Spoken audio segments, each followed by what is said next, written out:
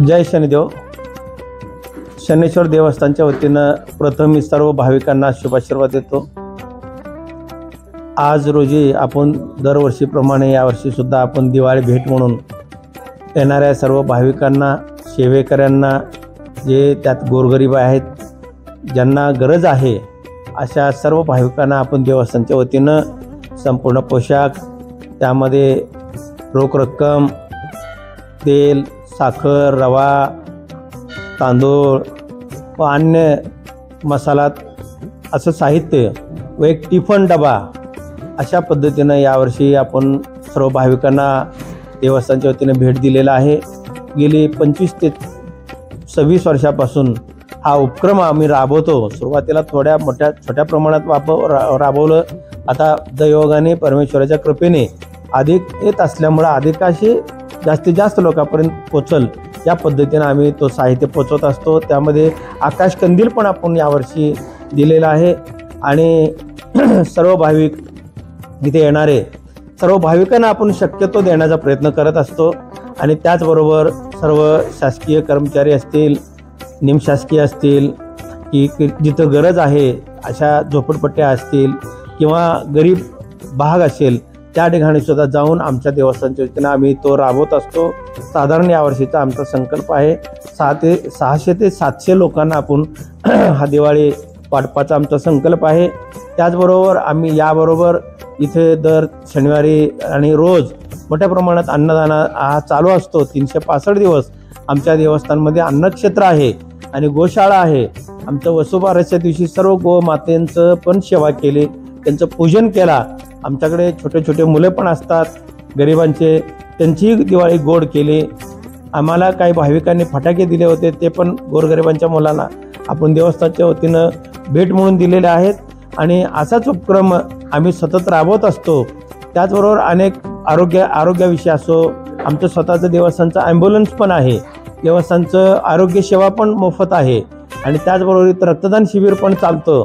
आणि त्याचबरोबर आम्ही सर्व शालेय साहित्य सर्व शाळेनं पण पुरवत असतो आम्ही। अशा पद्धतीनं कॅम्प्युटर असतील, वह्या असतील, पेन असतील, पुस्तकं म्हणा, अशा पद्धतीनं आपण एक सेवा म्हणून आपण सेवाभावी विचाराने आपण करत असतो आणि यापुढे आम्ही करत राहू असं सर्व भाविकांना आम्ही आशीर्वाद देतो। सर्व भाविकांचंही दिवाळी निमित्त शुभाशीर्वाद, शुभेच्छा। सगळ्यांची दिवाळी गोड होऊ द्या आणि अखंड भारत एक राहू द्या। आणि यासाठी सगळ्यांच्या हातभाराची आपल्याला गरज आहे, सगळ्यांच्या योगदानाची आपल्याला गरज आहे। तरी आपण सगळ्यांनी योगदान द्यावा आणि घेता घेता घेणाऱ्याचे हात घ्यावे, या उक्तीप्रमाणे आपणही ज्यांना गरज आहे अशा लोकांपर्यंत आपणही पोचवा आणि पोचवाल अशी अपेक्षा व्यक्त करतो। आणि मी माझे 2 शब्द मी संपवतो। जय शनिदेव। जय शनिदेव। मी डॉक्टर अभिजित घोरपडे, राहणार फलटण, जिल्हा सातारा। सर्वप्रथम मी शिवयोगी परमपूज्य महाराज नंदगिरी महाराज यांना मी शतस नमन करतो।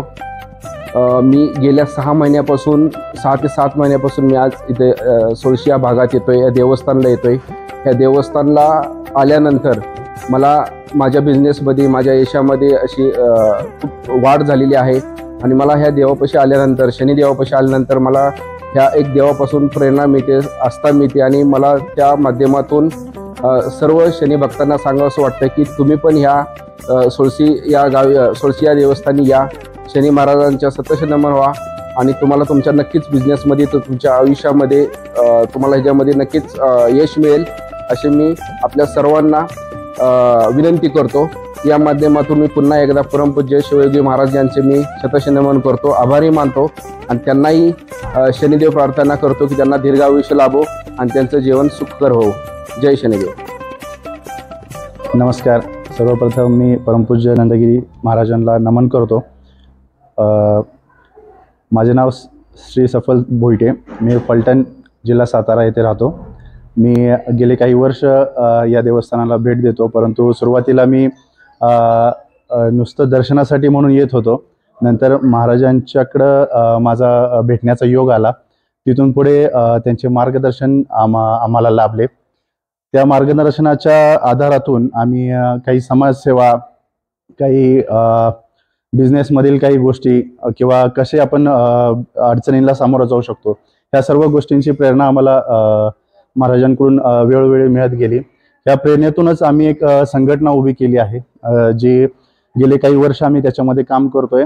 त्याच्यामध्ये आम्ही बऱ्याचशा सामाजिक अडचणींना किंवा वंचित राहिलेल्या विद्यार्थ्यांना सेवा पुरवण्याचं काम करतो, ज्याच्यामध्ये काही वेलफेअर ॲक्टिव्हिटीज आहेत, काही अन्नदानाचे अन्नछत्र आम्ही सुरू केलेले आहेत, काही नेटवर्किंगमध्ये काही बिझनेसेस जे आहेत त्यांना कसे वेलफेअर ॲक्टिव्हिटीज किंवा काय सुविधा करता येतील, अशा मल्टीपर्पज सुविधांमध्ये आम्ही समाजाच्या उपयोगी कसं पडता येईल व आमच्याकडून जेवढं काही योगदान समाजासाठी किंवा लोकांसाठी करता येईल याचे मार्गदर्शन आम्ही महाराजांकडून वेळोवेळी घेऊन समाजामध्ये काम करण्याचा प्रयत्न करतो.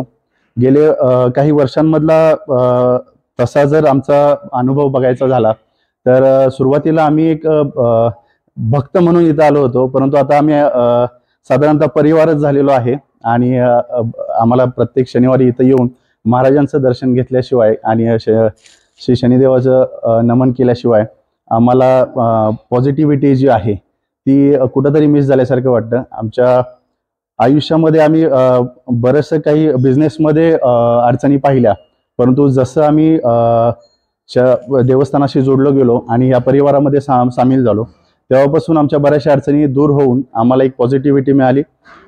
मी तुम्हाला सर्वांना विनंती करतो की आमच्या संघटनेमार्फत जे चालू आहे असे कार्य तुम्ही स्वतः करू शकता किंवा आमच्याशी जोडून तुम्ही आमच्या बरोबर हे कार्य करू शकता.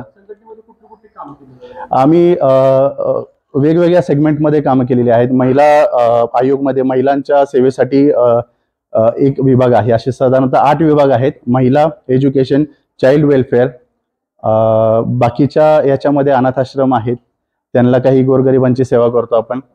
आणि मग आपण पूर्ण महाराष्ट्रामध्ये आता सक्रिय आहे. तसं कार्यक्षेत्र महाराष्ट्र आपली माती मेन कार्यक्षेत्र झालं, परंतु आम्ही पूर्ण भारतामध्ये रजिस्ट्रेशन सुरुवात केलेली आहे. ठिकठिकाणी आपण प्रतिनिधी नेमलेले आहेत जे की अदर स्टेटमध्ये पण काम करतायत. परंतु सर्वप्रथम काय आहे की महाराष्ट्राची आमची जी म्हणजे जन्मभूमी आहे त्या भूमीमध्ये काहीतरी नावलौकिक करण्याचा आमचा प्रयत्न आहे. जे काही जास्तीत जास्त सेवा समाजासाठी करता येईल किंवा महाराजांच्या मार्गदर्शनाने आम्ही काही जेवढ्यात जास्तीत जास्त लोकांपर्यंत पोहोचता येईल व आमची सेवा पुरवता येईल तो आमचा प्रयत्न चालू आहे आता.